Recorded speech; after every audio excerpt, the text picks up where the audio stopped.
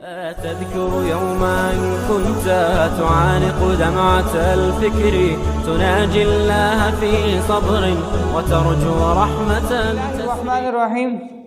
ناظرین، دنیا میں صرف انسان ہی نہیں بلکہ انسانوں کے ساتھ ساتھ چرند پرند جانور اور جنات بھی زندگی بسر کر رہے ہیں.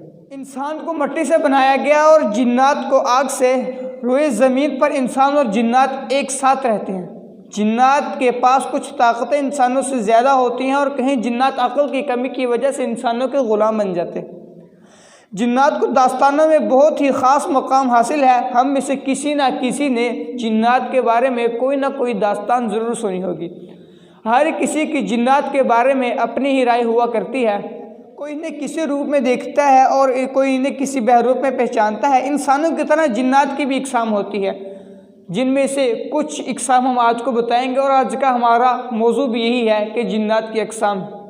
جنات کی اقسام آج کا ہمارا نمبر ایک غول. غول عربی داستانوں میں ملتا ہے کہ کرنے والے اور خون پینے والے جن ہیں. یہ انسانوں کے خون اور انسانوں کے گوشت پر زندہ رہتے ہیں. غول کی بھی بہت ساری عربی داستانوں میں آتا ہے کہ غول کی اقسام بھی بہت ساری ہیں، اور ان میں سے ایک مادہ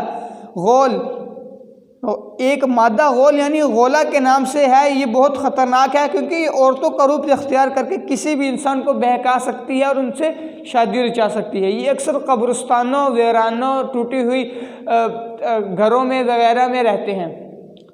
نمبر دو ہن کو جانوروں کے قریب سمجھا جاتا ہے کیونکہ جانوروں کی شکل میں سامنے آتے ہیں. ایک کتاب کے مطابق یہ جنات کتوں کی شکل میں آنا پسند کرتے ہیں. زکریا کے مطابق ان کو ایران، ہندوستان، عرب میں ایسے جنات کے اقسام کو دیکھا گیا ہے. افریت قسم کے جنات وہی جنات ہوتے ہیں جن کی نسل میں سے ایک جن نے ملکہ بلقیس کا تخت حضرت سلیمان علیہ السلام کے حکم سے ان کے آنے سے پہلے ان کا تخت حضرت سلیمان علیہ السلام کے پاس پہنچایا تھا. یہ جن طاقتور ہونے کے ساتھ ساتھ بہت ہی عقل مند ہوتے ہیں اور ان کو قابو کرنا انتہائی مشکل ہوتا ہے. نر اور مادہ دونوں ہوتے ہیں اور ان کے اپنے قبیلے بھی ہوا کرتے ہیں اور ان کا اپنا ایک بادشاہ بھی ہوتا ہے. اور ان میں یہ جن ایک دوسرے سے شادی بھی کر سکتے ہیں. اور عربی داستانوں کے مطابق جن ہے یہ انسانوں کے ساتھ بھی شادی رچا سکتے ہیں.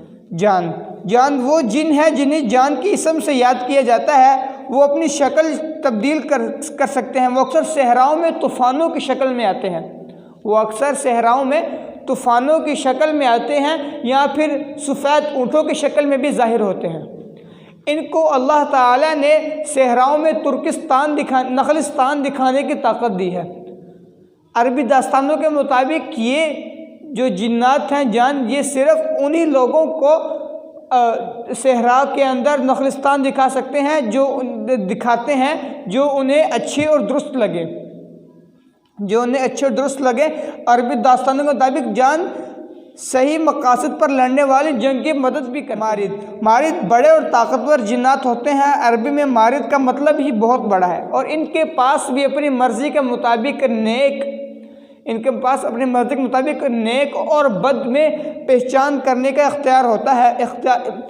لیکن پھر بھی اس سے کام لیا جا سکتا ہے. عربی داستانوں کے مطابق اکثر ایسا ہوا ہے. تو ناظرین، آج ہم نے آپ کو کچھ واقعات بتلائے، کچھ جو تھی